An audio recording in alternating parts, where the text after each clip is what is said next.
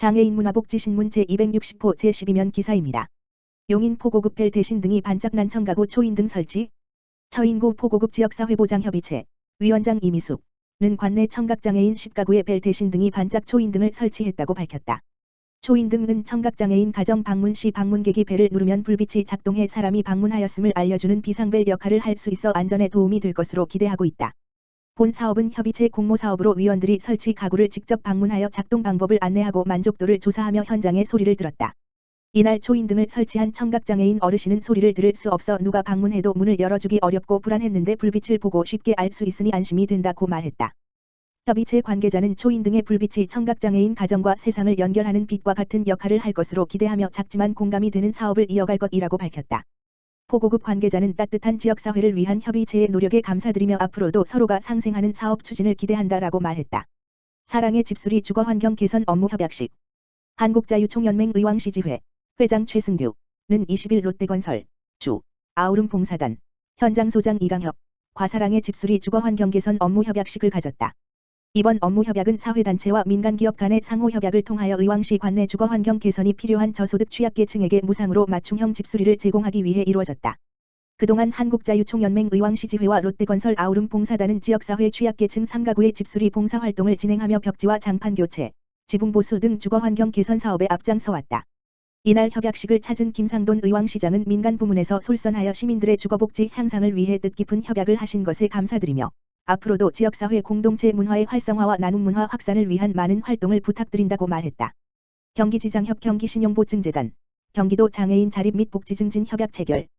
경기도지체장애인협회 협회장 김기호 이하 경기지장협은 10월 22일 경기신용보증재단 이사장 이민우 이하 경기신보과 경기도 장애인의 자립과 복지 증진을 위한 업무 협약을 체결하고 장애인 복지 사업을 위한 후원금 500만 원을 전달받았다. 경기신보는 지역신용보증재단법에 의해 1996년 설립돼 사업성과 기술력은 있지만 담보력 부족으로 금융기관으로부터 자금 조달이 어려운 중소기업, 소상공인에 대한 자금을 지원하는 비영리 공공법인이다. 이번 업무 협약은 경기도 장애인의 자립과 복지 증진을 활성화하고 효율적인 수행의 필요성을 인식하며 추진됐다.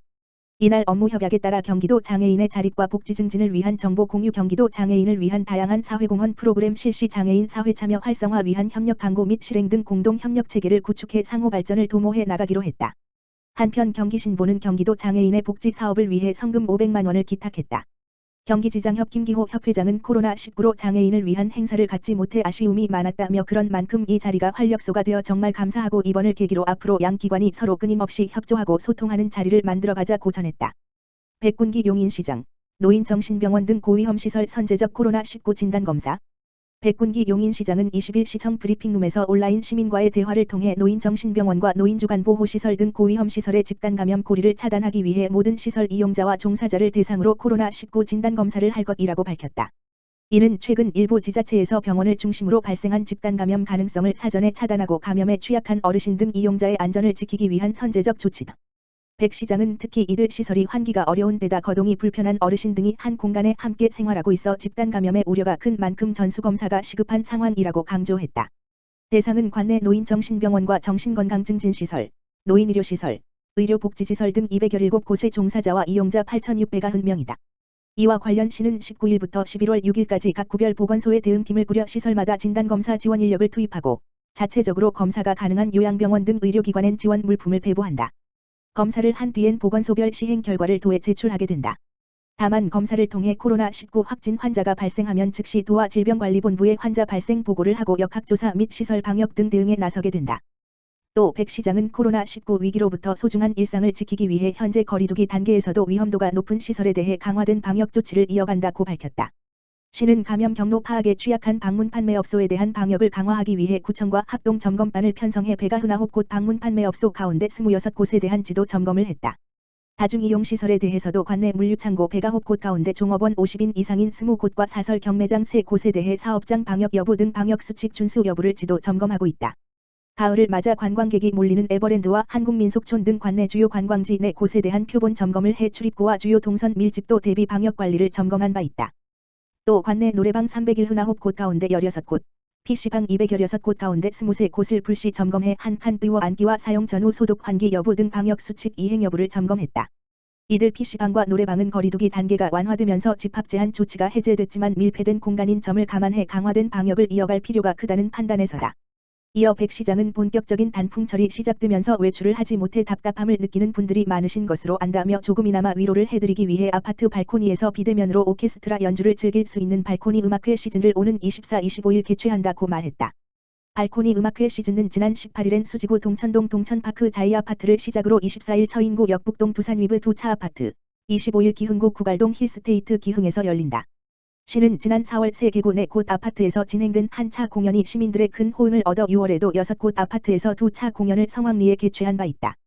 백 시장은 이번 공연을 통해 많은 시민들이 아파트 발코니에서 수준 높은 오케스트라를 즐기면서 음악을 통한 힐링의 시간을 갖기 바라며 지역 예술인들은 비대면 공연에 새로운 기회를 얻기 바란다고 말했다. 한편 시는 소상공인들이 코로나19 위기로 인한 경제적 어려움을 극복하는 데 도움을 주기 위해 다양한 지원책을 제공하고 있다. 코로나19 예방을 위한 생활방역 수칙을 준수하는 안심식당을 152곳 지정해 운영하고 있으며 시 홈페이지를 통해 48곳을 추가로 접수받고 있다. 또 코로나19로 매출이 감소한 일반법인 택시 운수 종사자에겐 100만 원의 긴급 고용안정지원금을 지급한다. 2020년 7월 1일 이전에 입사한 452명이 대상이며 26일까지 시 대중교통과로 신청하면 된다. 용인시 상깔동 지역사회보장협의체, 사랑나눔 취약계층 임의용봉사 실시. 상깔동 지역사회보장협의체는 최근 코로나19로 인해 외출이 쉽지 않은 취약계층을 대상으로 임의용 봉사활동을 전개해 지역 주민들로부터 큰 호응을 얻었다. 21일 상깔동 행정복지센터에서 주민 20여 명을 대상으로 진행된 본 행사는 자격증을 소지한 봉사자 3명의 재능기부와 지역사회보장협의체 위원들의 노력으로 진행되었다. 이날 미용봉사를 받은 한 어르신은 올해에는 코로나19와 집중호우, 태풍으로 미용실 가기가 어려웠는데 미용봉사를 해줘서 정말 감사하다고 말했다. 동 관계자는 어려운 시국일수록 취약계층에게 도움이 되는 상깔동이 될 수 있도록 앞으로도 더욱 노력하겠다고 전했다. 한편 상깔동 지역사회보장협의체는 지역 내 복지사각지대 발굴을 위해 사랑의 건강음료 배달을 통해 매월 30가구의 음료를 배달하는 등 다양한 사업을 펼치고 있다. 의왕시, 노인정신병원 등 고위험시설 대상 코로나19 전수진단검사 실시. 최근 노인시설 및 의료기관을 중심으로 한 코로나19 대규모 집단감염이 잇따르고 있어 의왕시는 정부 방침에 따라 요양병원과 주간보호시설 등 고위험시설을 대상으로 코로나19 전수진단검사를 실시한다. 전수검사는 20일부터 23일까지 4일간이며 대상은 요양병원 3개소, 정신병원 2개소, 요양원 16개소, 주간보호시설 9개소 등 총 30개소, 종사자 973명, 주간보호시설 이용자 283명 등 총 1256명으로 병원 종사자는 병원에서 검체를 채취하고 이외의 대상자는 보건소 선별진료소를 방문하여 진단검사를 받게 된다. 이 중 요양병원과 정신병원에 입원 환자들은 제외된다. 김재복 보건소장은 기저질환을 가진 고령층을 보호하고 있는 요양병원과 요양원 등에서 집단 감염 사례가 보고되면서 감염에 취약한 분들의 피해가 우려되는 상황이라며 이런 기관에서 확진자가 발생할 경우 대규모 집단 감염으로 이어질 가능성이 높고 중증 환자로 발전할 위험도 높으니 보다 집중적인 관리가 필요하다고 말했다.